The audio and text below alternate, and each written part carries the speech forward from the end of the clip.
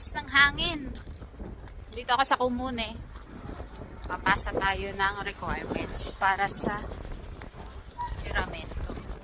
Ciao mga tao, buongiorno, thank you sa isang bagong umaga at panibagong buhay na pinahiram nyo sa bawat isa sa amin at sa aming buong sambahayan. For today's video, gusto ko lang i-share kung ano yung mga personal experiences ko, kung ano yung gagawin natin pagkatapos nating ma-receive yung pinakahihintay nating dekreto ng ating application ng Cittadinanza Italiana. Ito kasi yung mga katanungan ko nung ako yung naghihintay nung dekreto ko.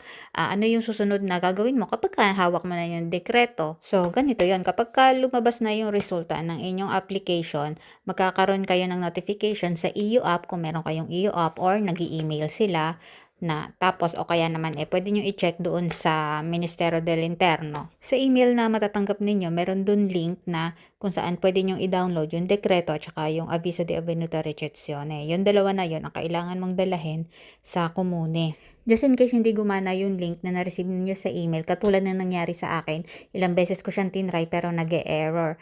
Ang gagawin nyo lang, i-type nyo na lang manual sa inyong browser, then makakapasok na rin kayo. Then syempre, i-download ninyo yung dekreto tsaka Avviso di Avvenuta Ricezione, then ipiprint ninyo. Dadalhin ninyo yun sa komune kasama ng inyong birth certificate at saka 3 marka da bollo da 16 euro. Yes, tama ang narinig ninyo, 3 po, ganun kadami. Then, pag okay na lahat, bibigyan na kayo ng schedule para sa inyong juramento. Congratulations! At para naman doon sa may mga asawa, mag-prepare na kayo ng marriage contract. Syempre, ito ay dapat naka-apostille, naka-translate at legalize sa tribunale. Dahil pagkatapos natin magjuramento, kailangan nating iparegister ang marriage contract natin sa Ufficio di Matrimonio.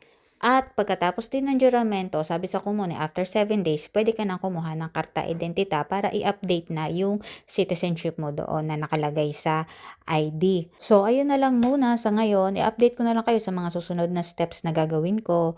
Until next time, ciao!